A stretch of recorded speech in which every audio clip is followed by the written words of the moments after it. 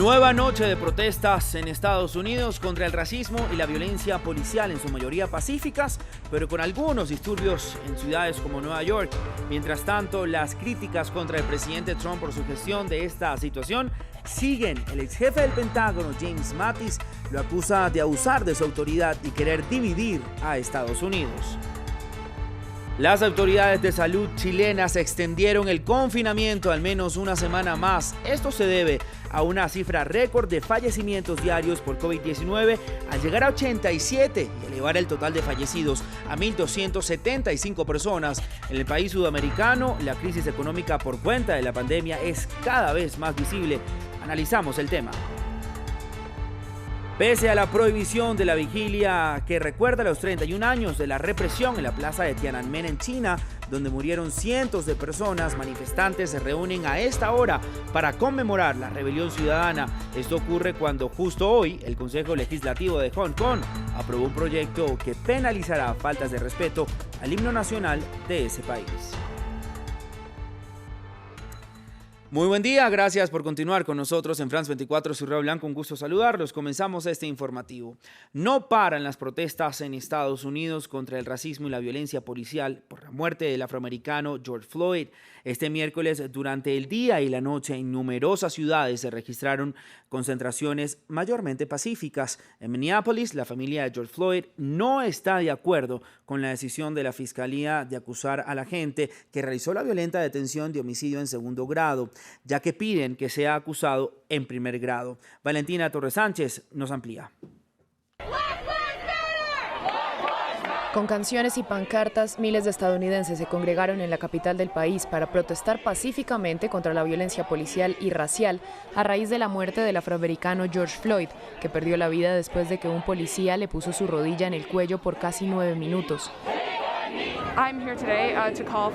Estoy aquí hoy para pedir el fin del financiamiento a todos los departamentos de policía alrededor del país. Esto no solo es sobre el asesinato de George Floyd. No es un solo incidente, es un incidente mayor que muestra todos los eventos horribles que nos cuesta tener a la policía. Las multitudinarias movilizaciones, también pacíficas, se registraron en ciudades como Boston, Denver, Los Ángeles y Portland, donde los ciudadanos corearon "Las vidas negras importan". En Minneapolis, donde ocurrieron los hechos, la Fiscalía cambió los cargos contra la agente que realizó la detención de homicidio en tercer grado a homicidio en segundo grado y acusó a otros 3 agentes de complicidad e instigación.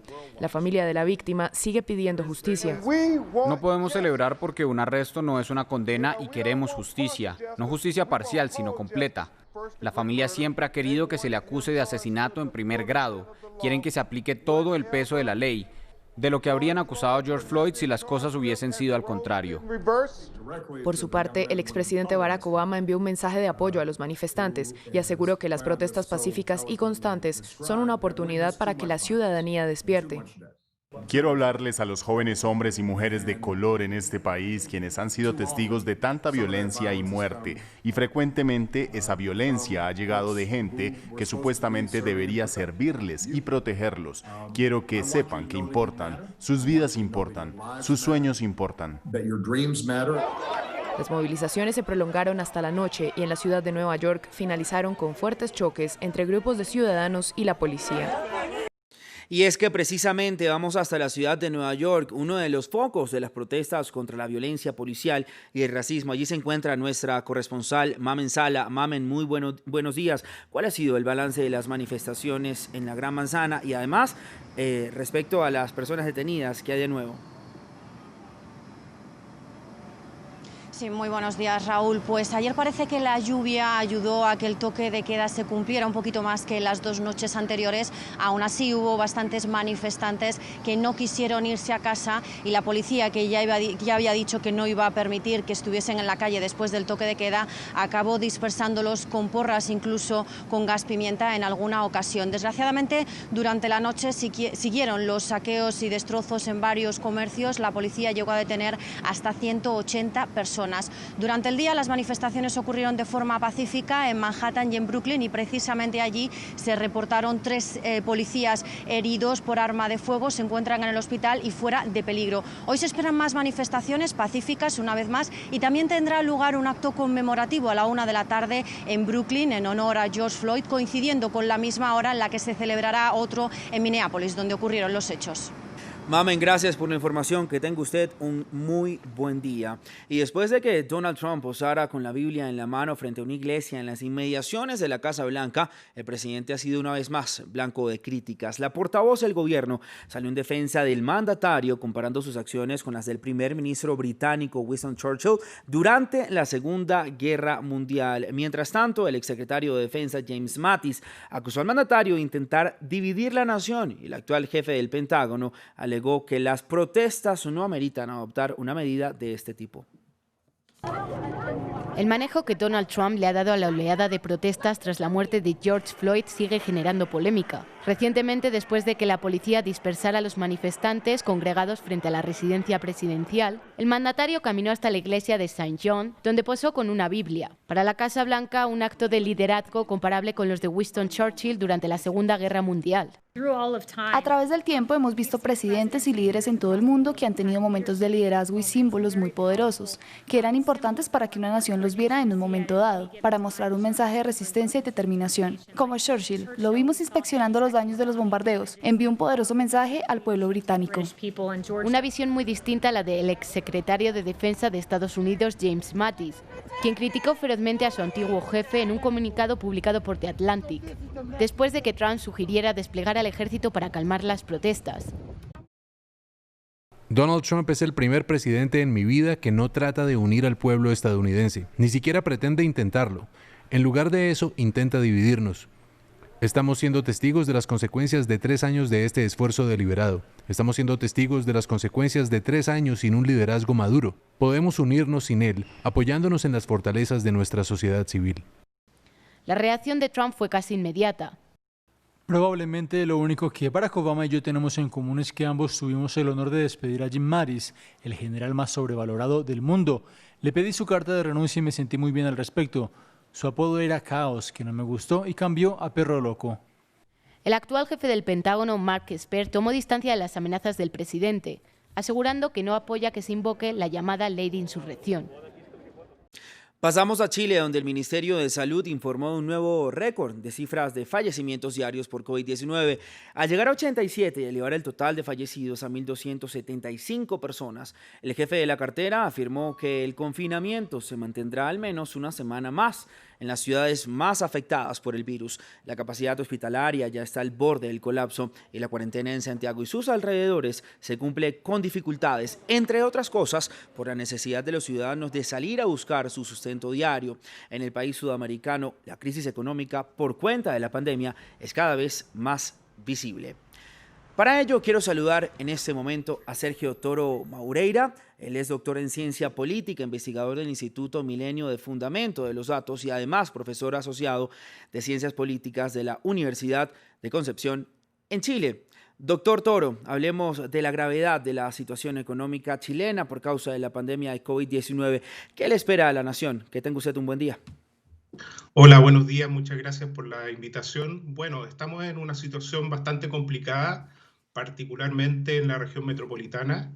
La región metropolitana alberga más o menos el 40 o un poco más, 40% de la población en Chile. Y tiene características bastante importantes que hace que la propagación del virus sea bastante más rápida de lo que se pensaba en un primer momento. Características que son particularmente muy propias de América Latina, digamos, la alta informalidad del trabajo, el hacinamiento en algunos sectores, alta segregación, etcétera. Eso está generando bastantes problemas en los sectores más pobres de la región metropolitana, que es donde se concentra cerca del 80% del problema del coronavirus.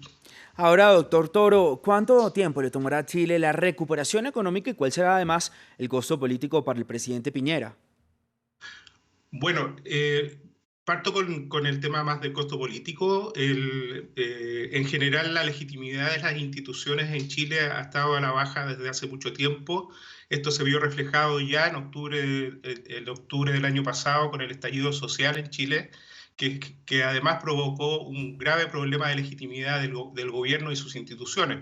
Por tanto, la pandemia los toma al gobierno muy debilitado. Eso en términos políticos. En términos económicos, bueno, estamos viendo ahora recién las consecuencias de la pandemia. No sabemos hasta cuándo va a durar, pero ya existen cifras que son alarmantes. Por ejemplo, el índice de actividad económica bajó alrededor del 15%, el desempleo llegó a 2 dígitos, ya lo tenemos en el 15%.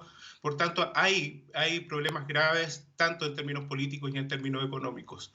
Una de las, digamos, de las ventajas que tiene el país es su disciplina fiscal.